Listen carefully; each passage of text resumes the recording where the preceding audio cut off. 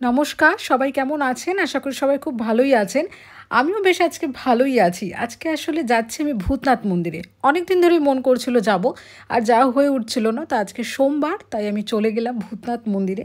ভূতনাথ মন্দির আমি প্রচণ্ড পরিমাণে ভালোবাসি।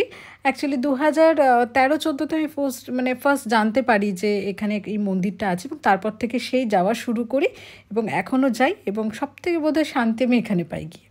আর এটা হাওড়া থেকে ওই লঞ্চে করে আসা যায় আহিরীটোলা ঘাট, নিমতলা ঘাট, আর বা শোভাবাজার থেকেও নিমতলা ঘাট। তো সবাই জানে, কাউকে জিজ্ঞাসা করলে জানতে পারবেন। খুব জাগ্রত, অন্তত আমার তো খুব ভালো লাগে, আমি খুব শান্তি পাই ওখানে গিয়ে পুজো দিয়ে।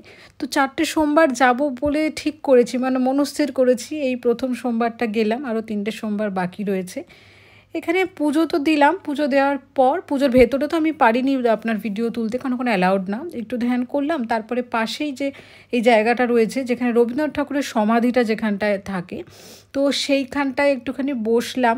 একটু ঘুরে দেখাই, দেখুন ওই সামনে যে লেখা রয়েছে সেইখানটা, এটা একটা ভূতনাথ মন্দির। এর পাশ থেকে এখান দিয়ে ঢোকা যায়, আর এই পাশটাতে তার বাদিকে রবীন্দ্রনাথ ঠাকুরের সমাধিটা রয়েছে। এখান থেকে হাওড়া ব্রিজটাও দেখা যায়, আর তার পাশে রয়েছে আবার নিমতলা শ্মশান ঘাট। আর জানেন কি, এই নিমতলা শ্মশান ঘাটের সেই ছাই, মানে সেই ভস্য, সেই দিয়েই কিন্তু এখানকার যে ভূতনাথ বাবা তার পুজো হয়। তো এটা জানতেন নাকি আমি জানি না। দেখুন কীরকম সুন্দর লাগছে, সুন্দর লাগছে। মানে ওইদিকে সূর্য অস্ত যাচ্ছে, এদিকে কারোর জীবনও এখানে কাউকে পোড়ানোর জন্য আনা হয়েছে, সব দেখছিলাম। একটু কেমন কেমন লাগছিল। এটাই বোধহয় জীবনের সবথেকে বড় সত্যি, যে সবাইকে এই জায়গায় আসতে হবে। ভালো লাগছিল, বেশ সুন্দর প্রকৃতির। দেখুন দৃশ্যটা, গঙ্গার জলে ওই সূর্যের যে কিরণটা পড়েছিল সেটাও ভালো লাগছিল। বেশ কিছুক্ষণ বসলাম, তারপরে গেলাম হচ্ছে মোটা বাবা। মোটা বাবা যেতে হতোই, কারণ আমি যখনই ভূতনাথ মন্দির যাই আমি আবার মোটা বাবা যাই। ওখান থেকে একটুখানি রেল লাইনটা ক্রস করে মোটা বাবা যাই। আর মোটা বাবার মন্দির হচ্ছে 350 বছর পুরনো, ঝুরি ঝুরি একদম নেমেছে, এবং সবাই মনস্কামনা পূরণের জন্য ওখানে গিটও বেঁধে আসে। ওখানেও ফটো বলতে ভেতরে তোলা যায় না, বাট বাইরে থেকে অ্যালাউ করে, অতটা কিছু বলে না। তো আমি তুলছিলাম, তখন দেখছিলাম বাবাকে সাজাচ্ছিল, মালা পরিয়ে। আর ভূতনাথ মন্দিরের থেকে প্রায় 10 মিনিট মতো লাগে হেঁটে। তো এই মোটা বাবার মন্দিরটায় একটা বিশেষত্ব হচ্ছে, মোটা বাবার যে শিবলিঙ্গটা, আমার মনে হয় এটা আমাদের ওয়েস্ট বেঙ্গল সব থেকে উঁচু। এখানে সিঁড়ি দিয়ে উঠে তারপরে বাবার মাথায় জল ঢালতে হয়। তবে সকালে ওই 12টা অবধি জল ঢালতে দেয়, বিকালে আর জল ঢালতে দেয় না।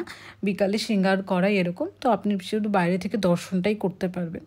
এখানে আরও একটা ইউটিউবার এসেছিলো, উনিও দেখছিলাম ওনার ওই যে পুরোহিত রয়েছেন ওনার সঙ্গে কথোপকথন করছিলেন। জয় ভোলে বাবা।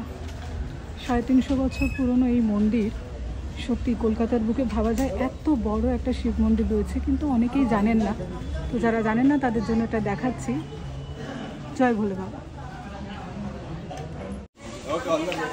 এখানে আরেকজন ইউটিউবারের সঙ্গে আমাদের দেখা হয়ে গেছিলো, উনি এখানে কথা বলছেন। 400 बरस पुराना मंदिर है और यहाँ पर गंगा का किनारा पहले रहता था। ওনার সাথেও কিছুক্ষণ কথা হলো, তারপর আমি পুজো দিয়ে চলে আসলাম। আমি বেসিক্যালি এই দিনকে খুব একটা এটা নিয়ে ভিডিও করতে যাইনি, আমি নিজেরই পার্সোনালি আমার ভাল লাগছিলো যেতে, সেই জন্যই গেছিলাম। আর এটা নিয়ে যদি আপনারা ভিডিও দেখতে চান বড়, তাহলে কিন্তু আমার চ্যানেলে অলরেডি আছে, দেখে নিতে পারেন এটা। আর আমি এটা দিয়েও দেবো, এটার সাথে আমি, যদি এটার ভিডিও দেখেন ভূতনাথ মন্দির, আর এটার এন্ড স্ক্রিনে আমি ভূতনাথ বাবার মন্দিরটাও এবং মোটা বাবা দুটো এপিসোডে করা আছে, আমি দিয়ে রাখবো। যদি দেখতে চান তো দেখে নেবেন।